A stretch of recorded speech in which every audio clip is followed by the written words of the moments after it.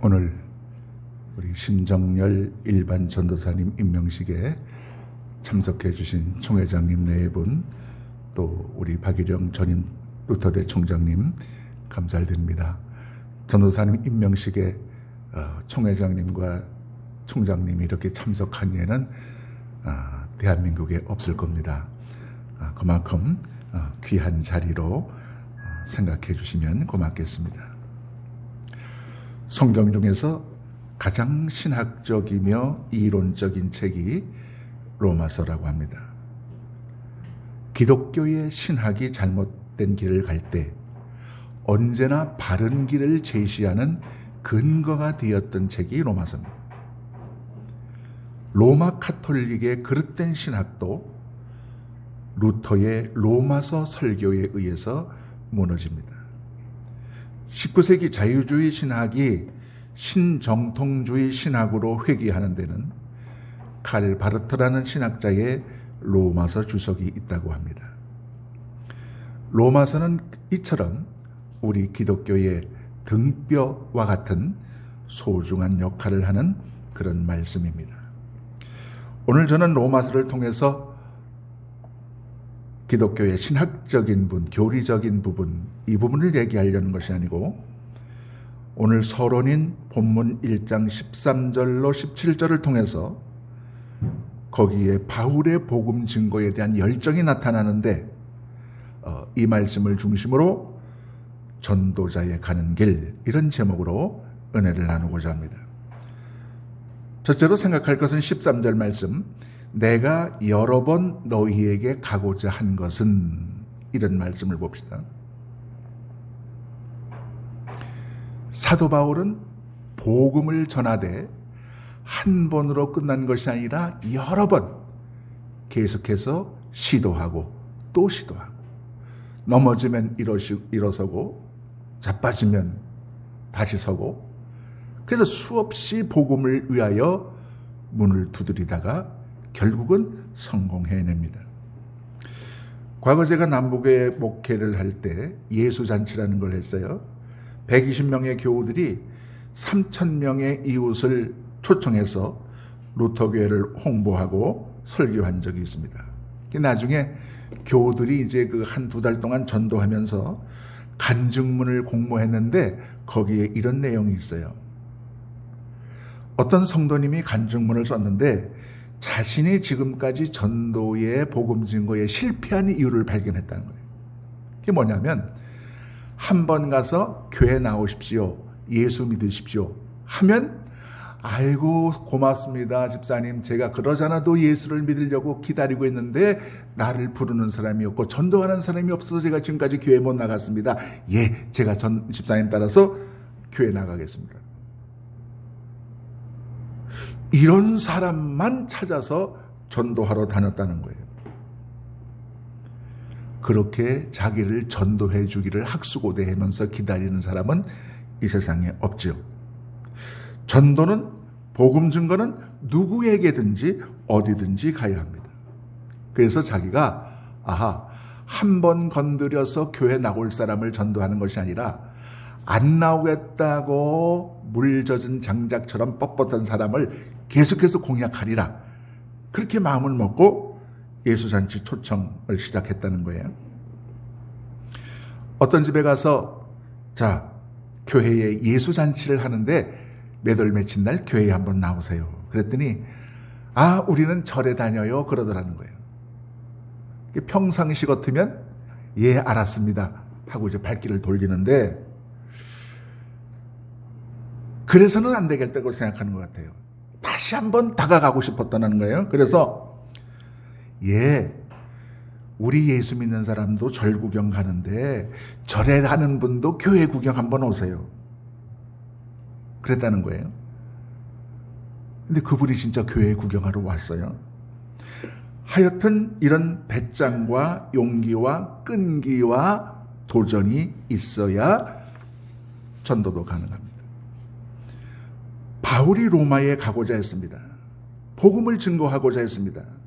근데 여러 번 가고자 했지만은 번번이 좌절됐습니다.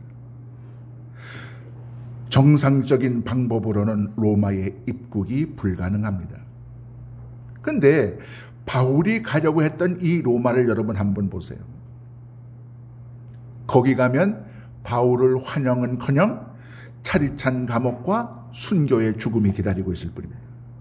그러나 전해야 할 복음이 있고 그 복음을 전할 사명이 내게 있는 한 설사 죽더라도 바울은 가리라 마음 먹습니다. 하여튼 못 말리는 것 중에 하나가 사도 바울의 선교 열정이었어요.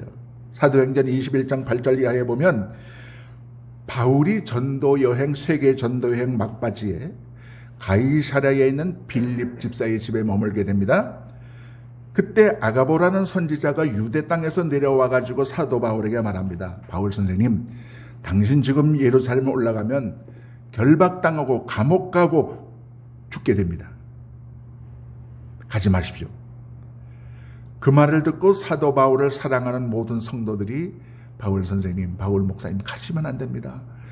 전도도 살아있어야 하는 것이 가서 죽으면 무슨 전도를 합니까? 그때 사도 바울이 대답하는 말이 사도행전 21장 13절이에요. 바울이 대답하되 여러분이 어찌하여 울어 내 마음을 상하게 하느냐. 나는 주 예수의 이름을 위하여 결박 나갈 뿐 아니라 예루살렘에서 죽을 것도 각오하였느니라. 그리고 예루살렘을 갑니다. 그리고 잡힙니다. 결박당합니다. 죄수가 됩니다. 전도를 위해서는 어디든지 가야 합니다. 전도자는 어디든지 가야 합니다. 니느웨는 안 되고 다시스만 가겠다고 해서도 안 됩니다. 순교의 현장이라 할지라도 복음 들고 갈 수 있는 그 용기를 달라고 기도해야 합니다. 그것이 바로 전도자의 기도가 되어야 합니다. 요즘 신학생들이 목양지를 고를 때도 골라 가려고 합니다. 아닙니다. 아골골짝 빈들에도 복음 들고 가는 전도자가 많이 나와야 소망이 있습니다. 우리 심 전도사님, 여자 바울이 되어서 주님 부르시는 십자가 언덕까지 마리아처럼 따라가는 전도자요, 목회자가 되시기를 바랍니다. 아니, 여기 새길교회가 바로 아골골짝입니다. 복음의 씨앗을 뿌리기 위해 예루살렘으로 올라가는 바울의 처절한 심정을 안고 전도자의 길을 걸어가실 수 있기를 축복합니다. 둘째로 13절 말씀에 열매를 맺게 하려 함이로되라는 말씀이 있어요. 사도 바울이 로마에 가려는 목적이 분명했죠. 관광여행도 아니고 친지방문도 아닙니다. 다만 복음의 열매를 맺기 위함입니다. 여러분, 우리가 전도자의 길을 갈 때도 목표가 분명해야 합니다. 사도 바울의 로마 방문의 목적이 열매 맺기 위함이라고 했는데 성서에 보면 여러 가지 열매가 나오죠. 회개에 합당한 열매, 영생의 열매, 성령의 9가지 열매, 의의 열매, 평강의 열매, 긍휼과 선함의 열매, 입술의 열매. 그러나 모두 나의 실천적, 신앙적 차원의 열매를 말합니다. 그런데 한 가지 열매가 더 있는데 그것이 바로 복음 증거 전도의 열매입니다. 다른 열매는 다 나의 개인 신앙적 차원의 열매이지만 전도의 열매는 이웃의 생명과 영혼을 살리는 가장 귀한 열매입니다. 어느 열매든 마찬가지지만 특히 전도의 열매는 씨 뿌리고 가꾸고 땀 흘리는 수고 없이는 열매도 없습니다. 지금부터 씨 뿌리고 가꾸어서 30배, 60배, 100배 그 이상의 복음의 열매를 맺어가는 우리 전도사님과 우리 모두 전도자들이 되시기를 바랍니다. 세 번째로 지금까지 길이 막혔도다. 보십시다. 사도 바울이 로마에 가서 복음 전하기를 간절히 소망했어요. 그런데 모든 합법적인 길이 막혔어요. 하나님의 뜻이 어디 있는가? 내가 전도하겠다고 이 선한 의지를 가지고 있는데 왜 하나님이 막으시는가? 때론 회의가 들고 때로는 내가 이거 잘못된 일을 하는 것이 아닌가? 그런 후회가 되기도 했을 겁니다. 아마 요즘 우리 총회장의 심정이 그럴 거예요. 교단을 위해서 바르고 올바른 개혁의 길을 가자고 하는데 왜 이렇게 저항 세력이 많은가? 때로는 회의도 들고 때로는 낙심도 되고 하지만 그러나 하나님의 선하심이 있음을 믿습니다. 자, 그렇게 로마에 가고자 했는데 길이 막혔어요. 그러다가 결국은 로마의 공권력에 의해서 민중 폭동의 주모자로 몰려서 죄수로 잡히게 됩니다. 아마 사도 바울은 아찔했을 거예요. 아하, 이제 내가 죄인이 되어버렸으니 로마에 가서 땅끝까지 온 유대와 사마리아와 땅끝까지 내 증인이 되리라. 땅끝까지 선교하는 일은 물거품이 되는가 보다. 그러나 그 죄인으로 사로잡힌 것이 축복이었습니다. 사도행전 27장에 보면은 백부장 율리오의 책임하에 수백 명의 호의를 받아가면서 이스라엘의 죄인들이 로마로 압송됩니다. 그 중에 사도 바울이 끼어 있었어요. 형식은 죄수의 몸으로 압송되는 것이었지만 내용은 복음의 사도로서 당당한 승리의 선교 여정을 지금 시작하는 겁니다. 형식이 아니라 내용을 봐야 돼요. 유라굴로 광풍을 만난 후에는 바울이 배에 선장 노릇까지 합니다. 정상적이고 합법적인 방법으로는 식민지 백성이 로마에 들어갈 수는 없습니다.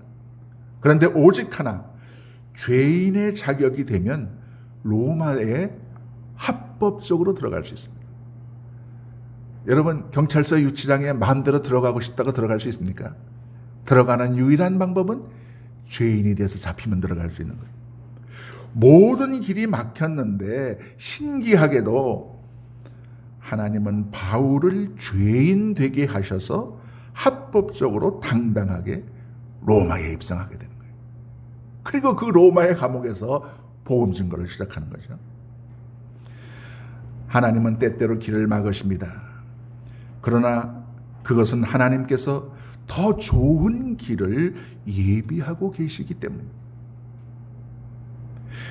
연약한 것 같으나 강하고 끝나는 것 같으나 이어지고 무너지는 것 같으나 다시 서고 사라지는 것 같으나 다시 떠오르는 것, 지는 것 같지만 이기고 안 되는 것 같으나 성취되고 죽는 것 같으나 사는 것, 그것이 하나님의 역사하시며 믿음의 선한 능력입니다. 예루살렘 공유회는 바울을 죄수로 몰았지만 하나님은 그것을 통해 결국은 바울을 로마에게까지 합법적으로 들어가게 만드는 길을 여신 겁니다. 우리가 가져야 할 믿음이 하나 있어요.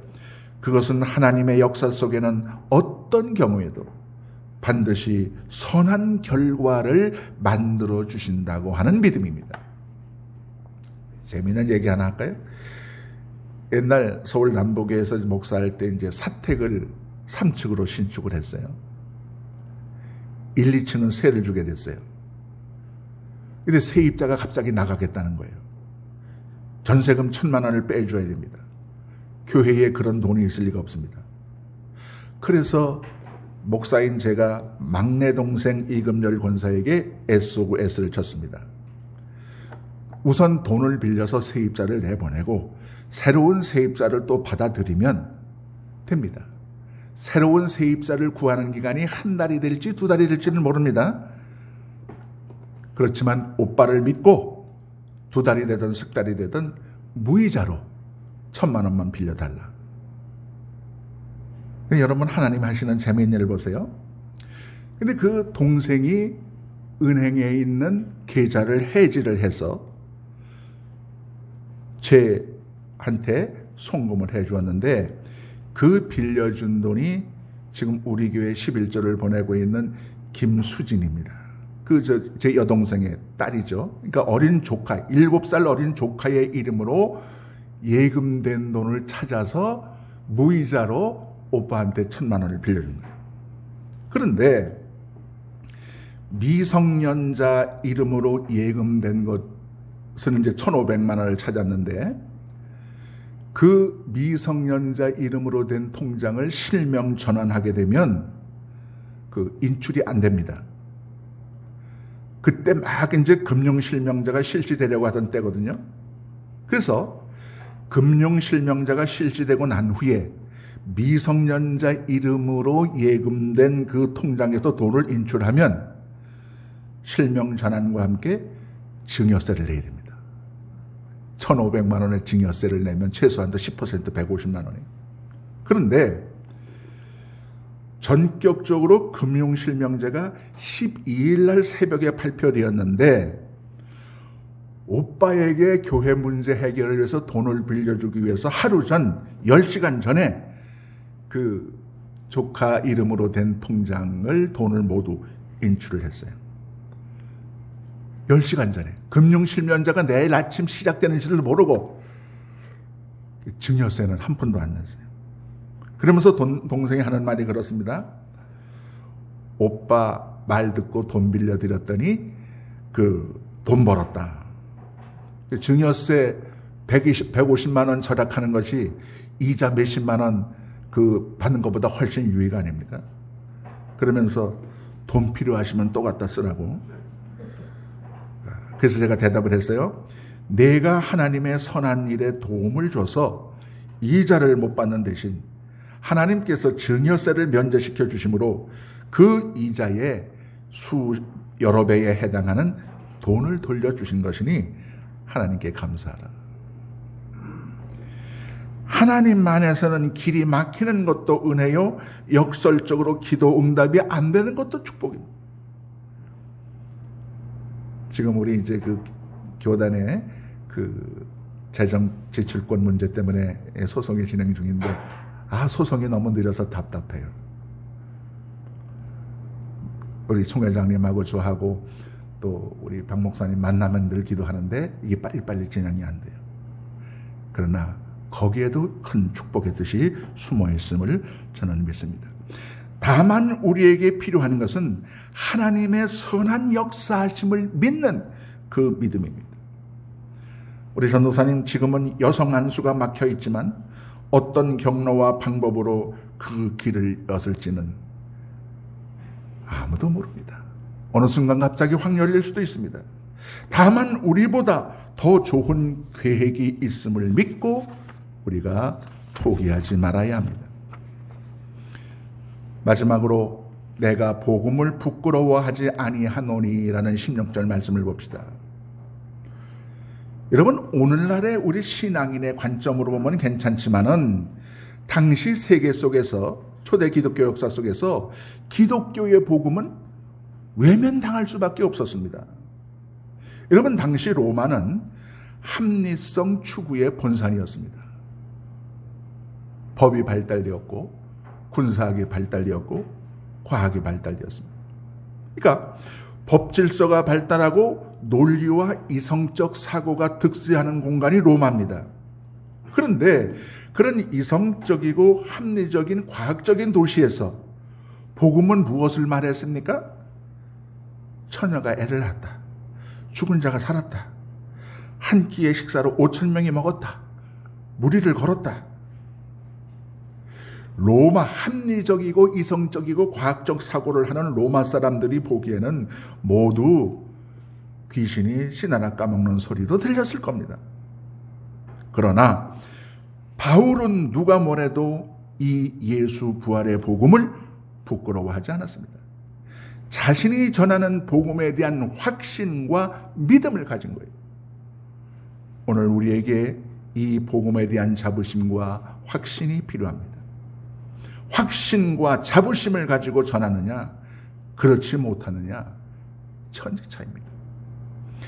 자, 옛날에 우리 박조준 목사님이 그러던가요? 두 농부가 있어요. 모두 닭을 키워서 알을 내가지고 그 달걀을 시장에 내다 파는 겁니다. 근데 한 농부는 달걀을 이렇게 전시해 놓고는 달걀 사세요. 제가 기른 달걀 사세요. 좋은 달걀입니다. 이제 그렇게 선전을 해요. 그러면 사람들이 와서 물어봐요. 이 달걀 진짜 맛있는 달걀입니까? 싱싱한 달걀입니까? 그러면 아니 뭐 잘은 모르지만 하여튼 요 며칠 사이에 난 달걀입니다. 그렇게 이제 자기 달걀을 소개한 거예요. 근데 또 한 농부는 달걀 사십시오. 달걀 사십시오. 이 세계 최고의 달걀을 사십시오. 저 지리산 깊은 곳에서 지렁이와 메뚜기를 잡아먹고 수정되어서 정말로 자연에서 방목한 암탉이 낳은 닭입니다. 영양도 풍부하고 단백질도 풍부하고 이 달걀 하나면 열이 먹다 5이 죽어도 모를 정도로 그렇게 귀하고 귀한 달걀입니다. 내 젊음과 청춘을 걸고 이 달걀에 대한 품질을 보증합니다. 달걀 사세요. 여러분 어느 집 달걀을 사시겠습니까? 복음은 부끄러움의 대상이 아닙니다. 복음은 구원을 주시는 하나님의 능력입니다. 복음은 생명을 살리는 원천입니다. 예수 구원의 이 복음을 자랑해야 합니다. 예수 구원의 이 복음을 어디든지 전해야 합니다. 복음 들고 가는 전도자의 발걸음, 그것은 생명을 살리는 가장 보람되고 위대한 발걸음입니다. 이제 전도자의 길을 걷기 시작하는 심정열 전도사님에게 하나님 동행하시는 놀라운 축복이 함께 하시기를 축복합니다. 기도하겠습니다. 바울처럼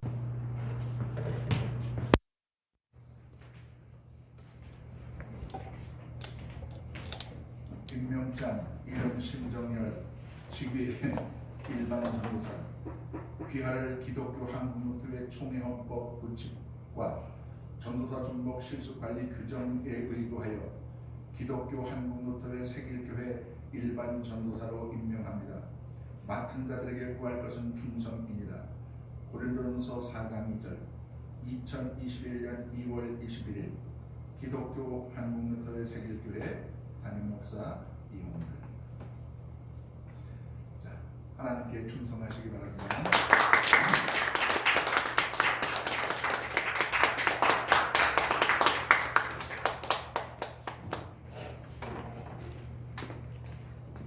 이제 우리 김은석 총회장님 나오셔서 축하 멘트를 말씀해 주시고 이어서 박유령 교회원장님 말씀해 주시겠습니다.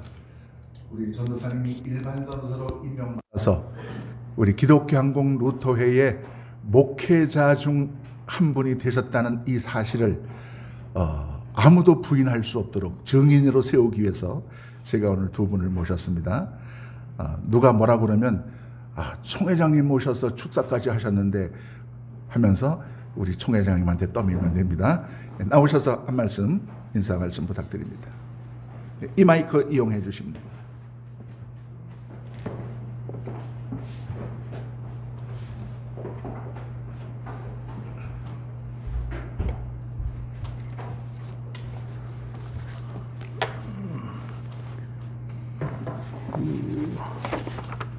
축하의 말씀은 우리 박일령 목사님께서 더 많이 해주시고요. 제목까지 해주시고요. 이용열 목사님은 나중에 시장 가서 장사하셔도 아주 잘하실 것 같다는 그런 생각이 좀 들었습니다. 오늘 우리 사회에 정말로 문제가 많이 있습니다. 부동산 문제, 아동 폭력 문제, 노동자 사망 사고 문제.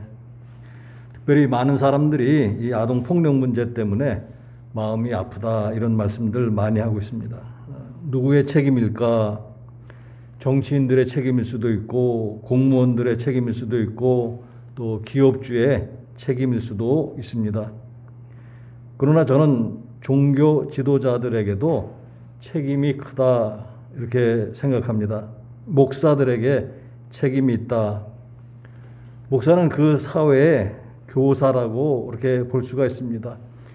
정말로 그 백성들을 올바른 길로 잘 교육시키고 이끌어가는 그런 역할을 하는 것이 목사의 사명 가운데 하나다 그렇게 생각을 합니다. 근데 오늘 우리 사회는 어떤가 그런 이야기입니다.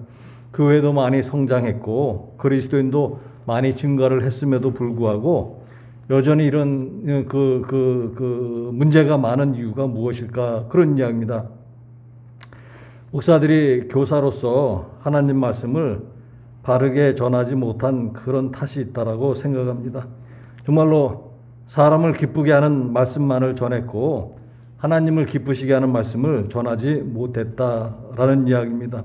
그냥 사람 기분 좋게만 만들고 그 사람들이 말씀에 의해서 그 말씀의 찔림을 받고 진정으로 회개하고 새로운 삶을 살도록 하는 그런 말씀을 전하지 못했다, 그렇게 생각합니다.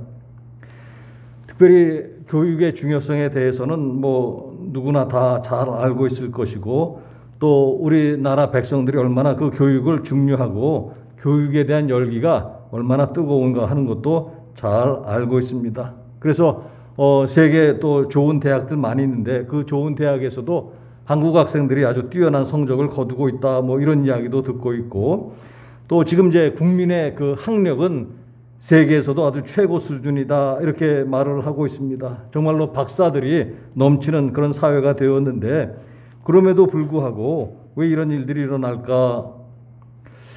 2, 3일 전에 제가 뉴스를 하나 이렇게 들으면서 또 깜짝 놀랐던 게 뭔가 하면은, 강도나 살인이나 성폭력 같은 이런 강력 범죄를 저지른 의사들은 면허를 취소해야 된다라는 법안이 국회에 올라갔다라는 이야기입니다. 그러자 의사들이 전면적인 총파업을 하겠다, 이렇게 주장을 하고, 코로나 대응에도 큰 장애가 있을 것이다 라고 국민을 대상으로 협박했습니다. 그러면 의사들은 배우지도 못한 사람들이라 이런 생각을 하고 있을까? 의사들 가운데 그 많은 그리스도인들은 지금 어디에 가서 무엇을 하고 있을까? 그런 생각입니다.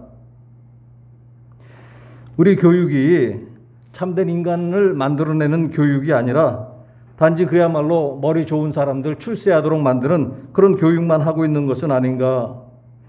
이웃을 생각할 줄도 모르고 공동체를 위해서 자신을 희생할 줄 모르는 그런 인간들만을 만들어내고 있는 것은 아닌가? 이처럼 우리가 일반 교육을 우리가 비판하기도 하지만, 그러면 교회 교육은 그동안 어떻게 했는가? 교회는 정말로 세상 속에서 세상을 잘 섬기는 올바른 인간을 키우는데 정말로 모든 것을 다 했을까 하는 그런 이야기입니다.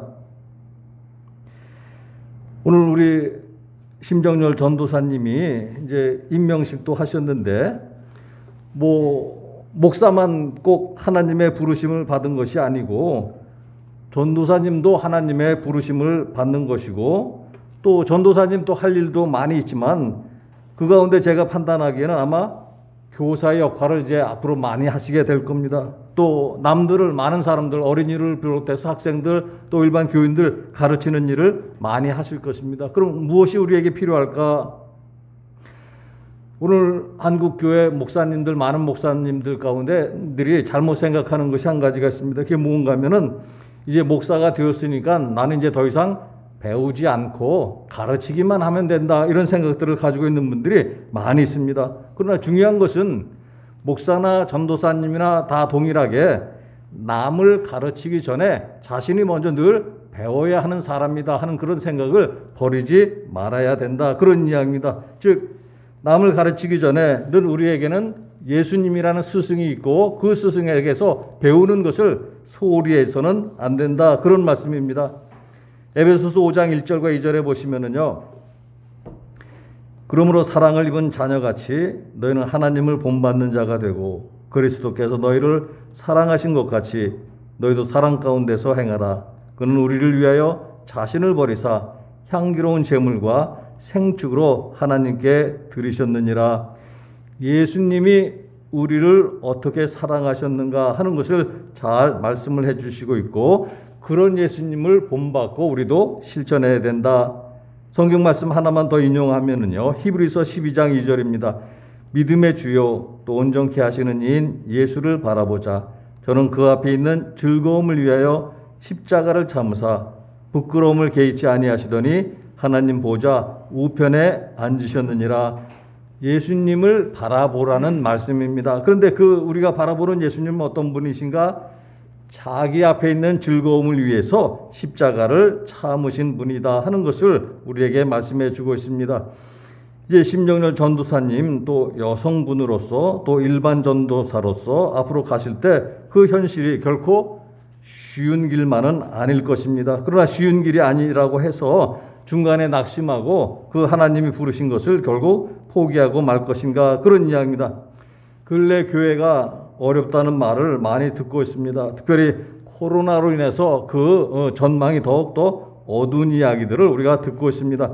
그야말로 전에부터 나왔던 불확실성의 시대를 다시 또 교회가 맞이하고 있는 것은 아닌가.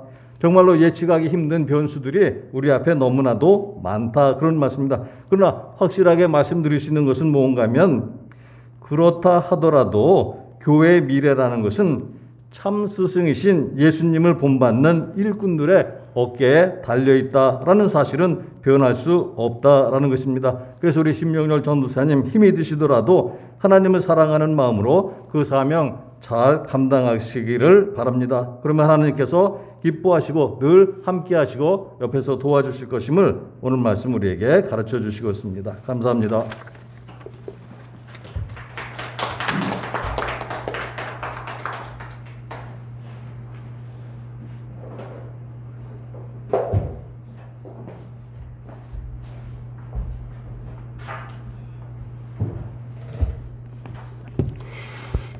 네, 축하합니다. 우리 이영렬 목사님이 워낙 저보고 짧게 하라고 얘기를 해서 간단하게. 우선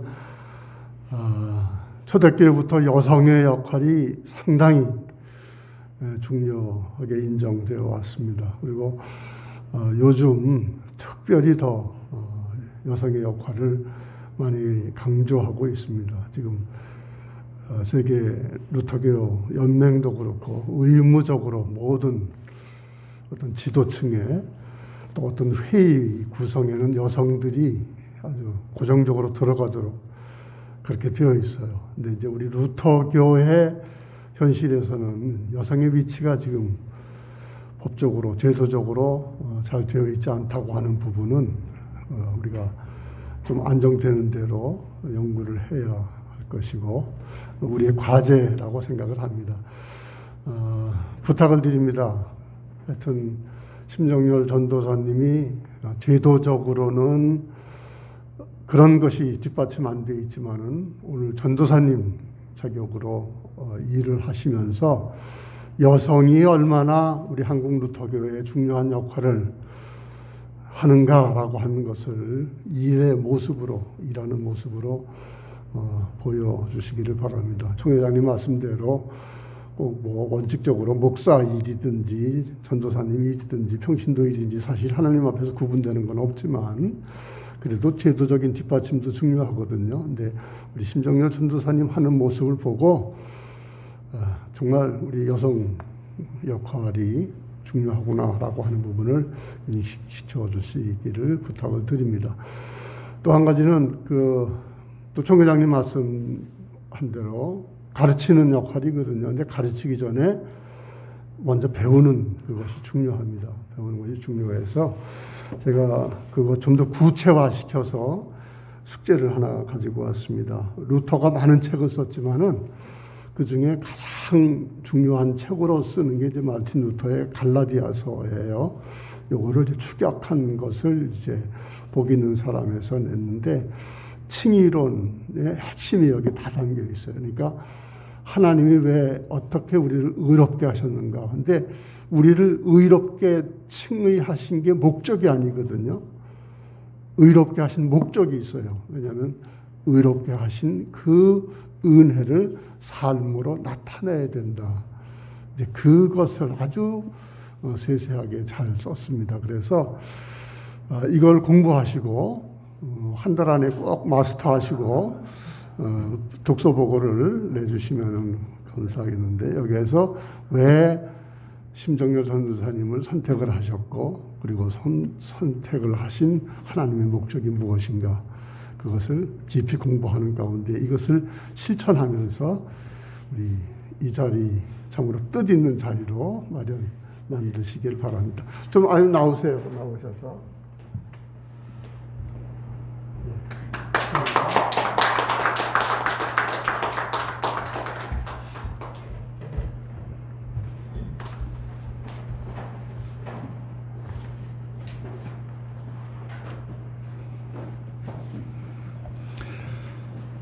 예, 아직 제도가 없어서 그렇습니다만은 언젠가는 제도가 열릴 줄 압니다. 그래서 우리는 지금 비록 법적인 신분은 일반 전도사입니다. 우리 전도사주목관리위원회에 등록 신청을 해서 우리 헌법이 보장하는, 기독교 항공투의 헌법이 보장하는 우리 교단의 공식 전도사님 목회자가 되셨습니다.